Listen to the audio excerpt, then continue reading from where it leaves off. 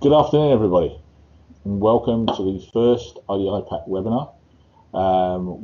It's the first of a series that we're running during the course of the next 2 to 3 months. Today's webinar is all about smart packaging and some opportunities we see in application, our thoughts for the future as well. My name's Chris Waterhouse. DI Pack is my business. We're UK based in Petersfield in Hampshire. So, on with the show and a little bit about IDI Pack. Okay, so IDI Pack, what do? We solve product and supply chain challenges. Effective design, we like to think that our solutions are pragmatic and well engineered. So we work for a bunch of companies, multiple companies, ranging in size from multinationals to smaller businesses. The multinational side of things, people like BASF, GlaxoSmithKline, Syngenta, and at the smaller end, local companies that we're supporting as they grow their businesses. The great benefit of working for such a range of companies is that we face a huge range of challenges, the sort of challenges that the large companies, the small companies face. It allows us to apply and understand solutions in a huge variety of different environments. This gives us a great perspective on what works, what doesn't work, and so forth. So what we're going to be looking at today is what is smart and smarter packaging. Some thoughts about what Thomas Edison might say. Where do we see the smart trends, the market segments, the applications, and in terms of case studies, the pharmaceutical area, the food, beverage area, and some challenges for the smart technologies, and then finally some thoughts in terms of conclusions. The trends we're seeing are clearly a snapshot. Huge changes, innovation on what seems like a daily basis. In the next webinar there will be, I'm sure, new things to discuss, things that we don't even know about just yet. The case studies will of necessity be brief, but hopefully the sort of insight that we'll give you will show you what's been explored and developed. And the great thing, of course, which is it makes it interesting, we're seeing ever more practical examples in the marketplace as the costs fall with the introduction of and the scaling up of solutions. It looks like a lot to cover, but this should take only about 15 to 20 minutes. If you want to explore any of the subjects in greater detail, we'd be more than happy to take the discussion offline. My contact details will be shown at the end, and you can also find me online in LinkedIn or via Google. I look forward to catching up at some point in the future. Now on to the interesting piece of the webinar. Okay, so smart packaging, what is it? What are the definitions? It's a generic term. A lot of people use it to describe active and or intelligent packaging. Intelligent packaging, something that informs the consumer when preset conditions or parameters are exceeded. Examples might be labels changing colours based on the shelf life of a product, or something else, changing conditions of the pack, maybe gas levels, that kind of stuff. Active means the production level is increased, creating better conditions for the product. Extending shelf life, for example.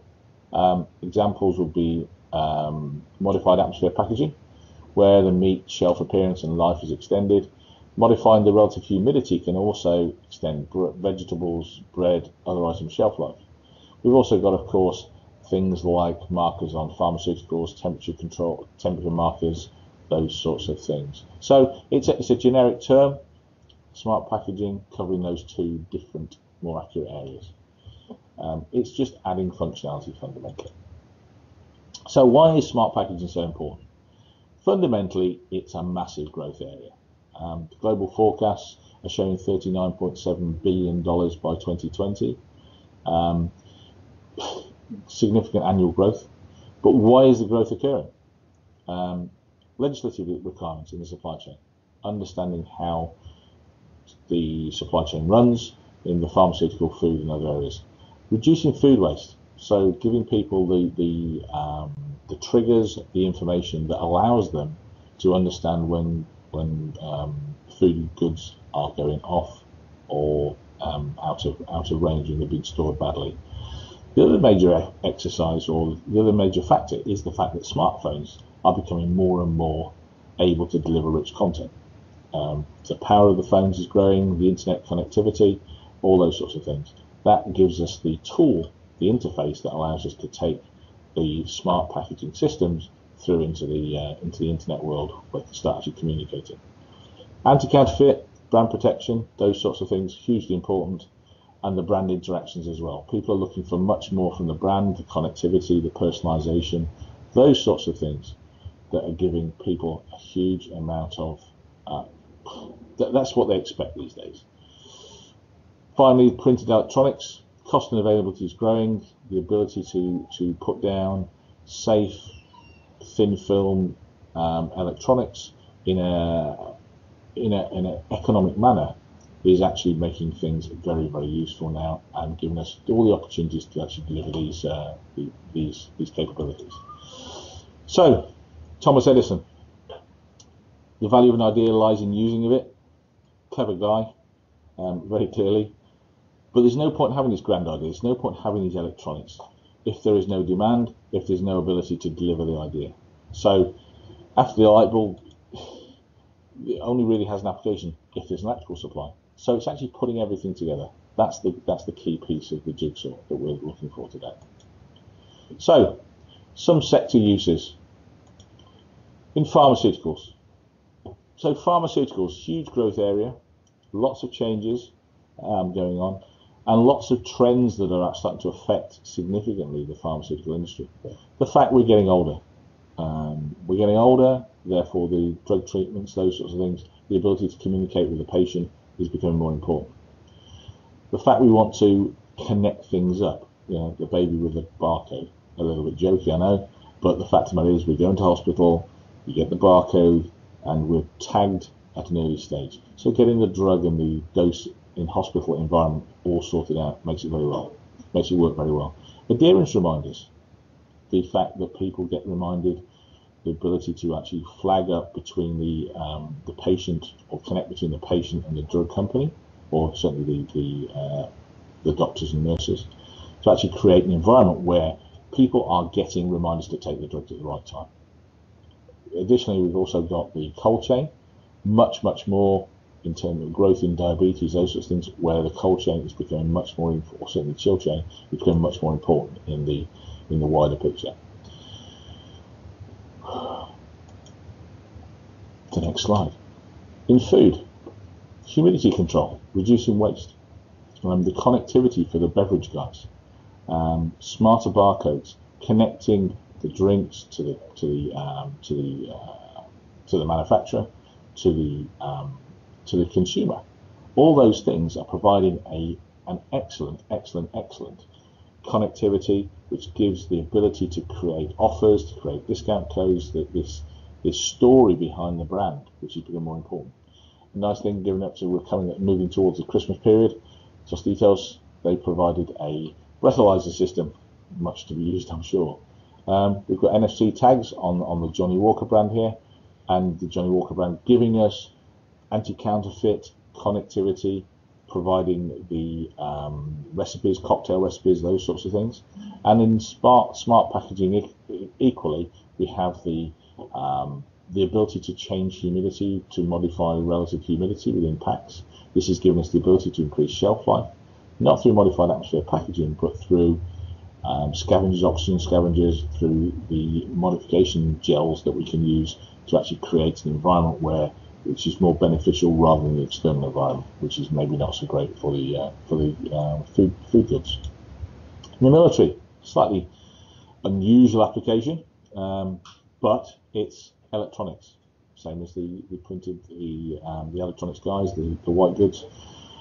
Controlling relative humidity levels in the same way we do with food, excellent. Control gives you an improved outcomes in terms of when you're shipping around the world, you pack the stuff, the electronics, the military items, it allows rapid deployment in conflict. By controlling the relative humidity, rather than allowing the conventional approach, which is to try and ship electronics in dry environment, actually you're better off controlled environment, maybe 40-50% humidity, so that the electronics don't absorb moisture as soon as they're open, perhaps in a jungle environment or a tropical environment.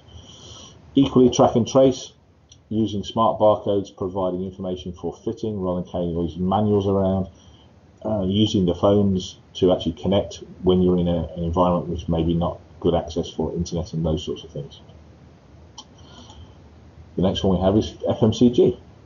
Demands relate significantly to shipping stuff around the world, goods around the world, rising e-commerce, returnability, serialization through the pharmaceutical guys as well, augmented reality perhaps, smarter barcodes as well. Great degree of relevance, creating safety, interactivity between the brand and the kind of consumer, and creating the protection for the supply chain. It also provides the environment in the supply chain that gives the track and trace, which allows people to understand where the stock is. Very important, becoming more and more important as people are trying to destock supply chains. So, pharmaceutical case study now. We have COPD, asthma, those sorts of things. A huge set of sales, $40 billion annually, which is a great performance. However, only about 43% of the folks that are prescribed the drugs actually take them in the prescribed quantity at the prescribed time, which provides a huge opportunity for the pharmaceutical businesses. A lot of this is about, and people don't understand the effect on disease, they don't understand the side effects, and they also forget. Providing information through smart packaging, through reminders, through user phones, those sorts of things provide a huge opportunity for pharmaceutical businesses. For example, if you can sort out forgetfulness, it's probably worth somewhere between $12 and $13 billion of sales. It's a huge opportunity. What it also means in real terms is that in the US, for example, 125,000 deaths annually, something like $300 billion cost to the the US GDP. Huge opportunities for the pharmaceutical companies, huge opportunities for governments. Food waste, another huge area. We in the UK throw away something like 7 million tonnes of food and drink. Huge quantities, enough to fill Wembley Stadium 7 or 8 times. It's a massive, massive issue. You get vegetables and salads, huge quantities, nearly 1 million tonnes. It's absolutely crazy. What we can do, however, by using smart packaging, smart labelling, those sorts of things, we can actually start to provide people with information that gives them better use-by dates. It starts to react with the product inside the pack and starts to understand what is the actual real condition. Moving towards best before dates, use-by dates, all those things, hugely confusing to the customer. But using better communication tools that can be driven by the product inside, we can understand the pack contents, the gas levels, the gas changes, those sorts of things as a product degrades. If we can do that, that gives us the opportunity to save a lot of that 7 million tonnes. Beverages, soft drinks, those sorts of things, and indeed actually within the beer and drinks industry, starting to get a huge use of the smart and active packaging. Smart barcodes, huge opportunity. Interactive, creating a connection between the brand and the consumer, linking it through to events, through festivals, through sports events, those sorts of things. Huge opportunities. With smart barcodes, we can start to create an environment where you're communicating, you can start to increase the level of download, information sharing, and all those sorts of things during the course of the event. This creates an environment where the consumer is connecting with the brand, feels that ownership, that connectivity, and starts to value the brand in a way that we haven't seen thus far. Plus, as I mentioned before, the inherent connectivity within that, great opportunities in terms of the alcohol business, understanding whether people are over the limit or under for driving, those sorts of things. I wouldn't trust it, to be honest. In terms of the total effect, I think you need to just ease back. But using the portals, using those sorts of connectivity, we can get those sorts of good things into the hands of the consumer and provide that rich media experience. Smarter packaging. We're all individuals at the end of the day. It's not all about electronics, it's not all about the sexy stuff. We can do better with existing systems, designed for personalization, not the mass outcomes. So we have the small child, we have the grandmother. They're different. They need different things from, for example, their inhaler. We can put pretty pictures on, we can do labeled bags. All of this is personalization in its own shape, in its own form.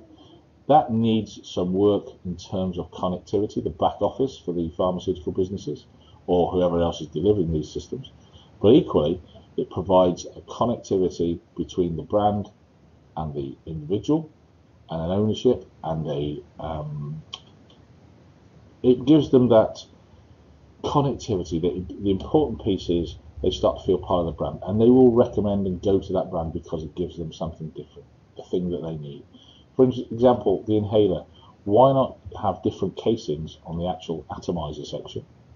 The outers don't have to be the same, but actually provide them in a way that's suitable for a child, or suitable for an older person. All those sorts of things really do start to bring great design into play, and gives us the opportunity to start creating this awareness of what the brand can do for me as an individual.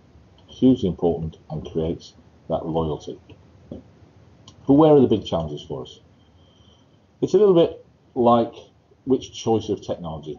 It's a bit like the Betamax versus VHS, for those of you old enough to remember that. Which technology they use? What's the technology on cost? What about the end-of-life disposal as the electronics start going into the systems? Choice of technologies. Which technology? The technology on cost. End-of-life disposal. It's a little bit, for those of you old enough to remember, the Betamax story or the VHS story. Which route do I go? Where do I go? The technology limitations. If we need batteries, the batteries maybe aren't capable. Internet of Things access. The demographic. Do people actually need it, understand it, have the capability within their own electronics or houses or whatever to use it? How many codes do we put on the back boxes? We have 2D for serialization of pharmaceuticals. We maybe need RFIDs, we need smarter barcodes, all those sorts of things. It just creates a number of barcodes, a number of areas. Which one do I scan? Confusion with the consumer. And legislation. Data security is hugely important. There are massive issues around data security and regulation of those of the information. The patient perception, the big brother thing. And carrying personalized data is very difficult to do. You need all sorts of different sign-offs, and is not really, it's frowned on by governments and those sorts of things. So how do we manage that? How do we deal with that? The one thing I would say, however, is we are currently scratching the surface. Smart packaging will create huge benefits, better treatment outcomes, reduced food waste, and improved information flows. That's a good thing and a bad thing, potentially. It has to be managed in an appropriate way. The smartphone is probably the key vehicle for the transfer of information. The growth in smartphones in both in Western and third world type environments, growing massively, and provides the battery power, it provides the connectivity and all those sorts of things. But people provide the desire to take these things forward. There's no point trying to push these things without having a demand from the marketplace. The marketplace will grow. The BRIC countries, Brazil, Russia, India and China, they will grow in the marketplace. They will grow the marketplace. Africa as well. Massive, massive opportunities. The inherent connectivity that come with mobile phones overcomes a lot of the issues in those sort of more rural and isolated areas. And the growth will exceed expectations. We have to choose the correct approach, but there is going to be huge and positive growth. So as Thomas Edison said, the idea is great and only has a value, however, if we use it well. We are using it well, there are great ideas, the marketplace is developing, and we are doing more and more and more with the capabilities that we've created. Thank you very much for your time. Well, I'd love to connect with you on LinkedIn. We've covered quite a lot quite quickly. We're very happy to look at other things as and when you would like. There's my contact details. Questions now. Okay, so we have the first question was that I forgot what it was. Didn't know any questions. Well, I wrote them down, didn't we? As I said earlier, this is the first of a series of 3 webinars. The next webinar we will have a more detailed look at smarter barcodes, how they can be applied and used, and what capabilities can be delivered. Thanks very much for your time today. Hope you enjoyed it. We welcome you, as I said earlier, for being in touch and having a more detailed discussion. Have a great rest of the day. Thanks for your time.